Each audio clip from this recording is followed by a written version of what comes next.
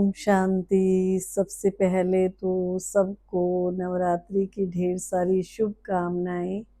अभी देखो, वैसे तो मेरी वीडियो जैसे अगले दिन आती है आपके पास, तो आज मैं फर्स्ट नवरात्रि पे ये वीडियो बना रही हूँ और आपको कल मिलेगी।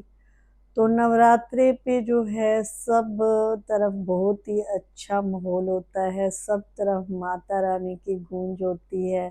जिसको देखो मंदिर में जा रहा है, जिसको देखो जागरण कर रहा है, व्रत रख रहा है, तो चारों तरफ पॉजिटिविटी का माहौल होता है। मन भी एक शुद्ध सबका होता है कि सुबह सुबह नहाएं धोएं पूजा करें।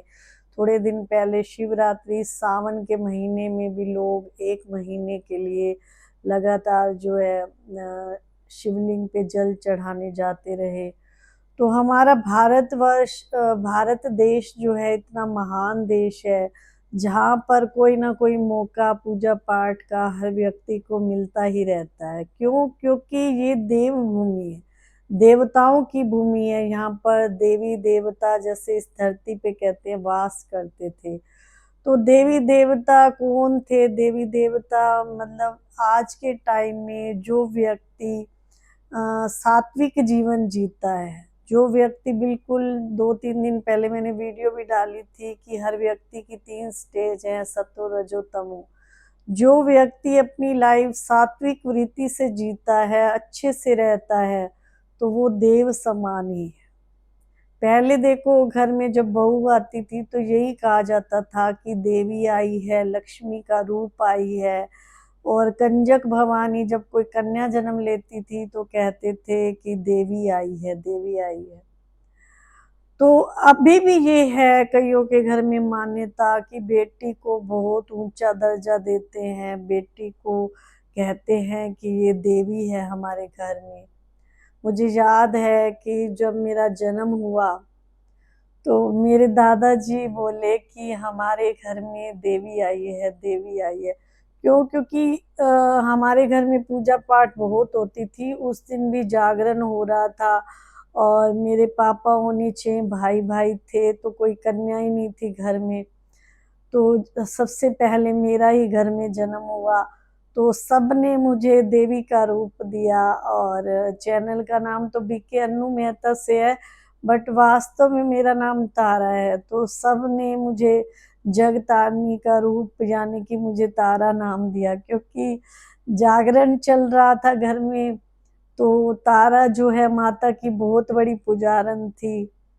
तो सच में हम बहुत भाग्यशाली आत्माएं हैं। हम अगर ऐसे कर्म करते हैं तो लोग हमें देवी का रूप देते ही देते हैं। तो मैं बता रही थी कि जैसे मेरे दादाजी माता के भक्त थे, तो हमारे घर में अभी भी बहुत बड़ा मंदिर है और अखंड ज्योत जलती है। आज से उसको 35 वर्ष से भी ऊपर हो गए।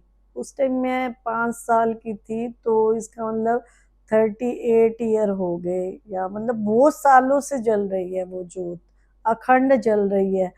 तो मेरे दादाजी को ये था कि उस टाइम जब कोई वैष्णो देवी जाता था तो कोई भी वहां से जोत नहीं लेके आ सकता था। उनको ये लगन थी कि जो जोत यहाँ जल रही है वो हमारे घर में भी जले। तो माता ने परीक्षा ली। उसी टाइम मेरे चाचा जी के अंदर माता ने प्रवेश किया और पूछने लगे कि तुम तो बहुत गरीब हो, तुम कैसे जला पाओगे? ये तो परीक्षा के लिए, भाई ये तो बहुत घी लेती है। तो मेरे दादाजी ने कहा कि नहीं, जैसे भी होगा हम जला लेंगे। तो देखो कमाल, देखो भगवान कैसे छोटी छोटी बातों की परीक्षा लेते हैं। तो उन्होंने कहा कि आपके घर में 2 कन्या है, जो बड़ी कन्या है ना उसका हाथ लगवाओ तो ये कम घी पिएगी, चाहे आप इसको दिन रात जलाना। तो उस दिन से वो जोत जो है बिल्कुल अखंड जल रही है और सब मिल कर के सेवा करते हैं, सभी भाई, यानी कि मेरे पापा जी उन्हीं। तो इतना भगवान का प्रताप होता है कि अगर हम श्रेष्ठ कर्म करते हैं, अच्छे कर्म करते हैं, तो यहीं पर मनुष्य जो है देव बन जाता है। यहीं पर मनुष्य जो है क्या बन जाता है? नीचे भी गिर जाता है। तो देवी का रूप अगर हमने अपने आप को बनाना है तो उसके लिए जैसे माता रानी की अष्ट शक्तियां दिखाते हैं, अष्टभुजाधारी दिखाते हैं, तो अष्ट शक्तियों को अपने अंदर धारण करना पड़ेगा। वो अष्ट शक्तियां कौन कौन सी हैं? जैसे सहन शक्ति, निम्न शक्ति, परखने की शक्ति, समेटने की शक्ति, संयोग शक्ति, सामना करने की शक्ति, और ऐसे 8 शक्तियां हैं। तो उन 8 शक्तियों को जब हम धारण कर लेते हैं तो हम भी अष्टभुजाधारी बन सकते हैं। तो ये नहीं कि कोई अष्टभुजाओं वाली कोई देवी थी। अगर हम अपने अंदर कुछ एक बातों को धारण कर लेते हैं तो हम दूसरों को आशीर्वाद देने के पात्र भी बन जाते हैं। मैंने देखा है कि हमारी जो बड़ी दादियाँ थी, हम भी करते हैं, मान लो मुझसे लगा लीजिए, जब हम मेडिटेशन करते हैं, किसी भी आत्मा के लिए हम प्रेयर करें, दुआ करें, तो उस टाइप का हम मेडिटेशन करते हैं तो उस आत्मा की मनोकामना पूर्ण हो जाती है।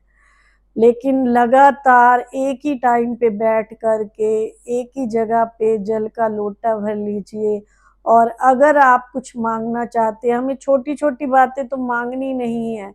दूसरा, अगर कोई बड़ी परिस्थिति से ग्रस्त है तो उसको हम सहयोग दे सकते हैं, जिसको कहते हैं सहयोग की शक्ति। उसमें वो ताकत नहीं है कि वो भगवान को याद करके उससे कुछ पा सके, तो हम कर सकते हैं। तो हम क्या हुए, अगर हम उसको सहयोग शक्ति दे रहे हैं या उसको हम कुछ प्राप्त करने की शक्ति उसको दे रहे हैं, तो हम क्या हुए, हम अपने आप को देवी तो नहीं कहेंगे, लेकिन हम देने वाले बन गए। लेने वाले कभी ना बनो किसी से, आप ऐसे बन जाओ जो आप दूसरों को दे सको। लेना माना वो क्या हो जाता है, जैसे भिखारी, भीख मांगने वाला। और हम देने वाले हैं तो हम कौन हैं, दाता के बच्चे हैं, तो उसको हम सबको देने वाले बने। तो कभी भी अपने मन में ऐसे ना सोचो कि मैं जो है ऐसे हूँ वैसे हूँ। हमेशा अपने मन को पॉजिटिव सोचना सिखा दो तो आपका मन जो है बहुत ही जिसको क्या कहते हैं, मन जीते जगत जीत, मन जीते जगत जीत वाला मन बन जाएगा। तो ऐसे आप दाता बनो। इन नवरात्रों के दिनों में आप माता रानी से कुछ नहीं मांगो, सिर्फ एक चीज जरूर मांगो कि सुख शांति हमारे परिवार में बनी रहे। जहाँ सुख शांति होती है वहाँ धन दौलत तो अपने आप ही आ जाती है। कोई छोटी छोटी चीजें हम भगवान से कभी भी ना मांगे, उनका क्या करना, वो तो विनाशी हैं। सुख शांति एक अविनाशी चीज है, ये शक्तियां हैं, ये अविनाशी चीज है। तो सदा माता रानी से यही मांगे। ओम शांति, जय माता दी।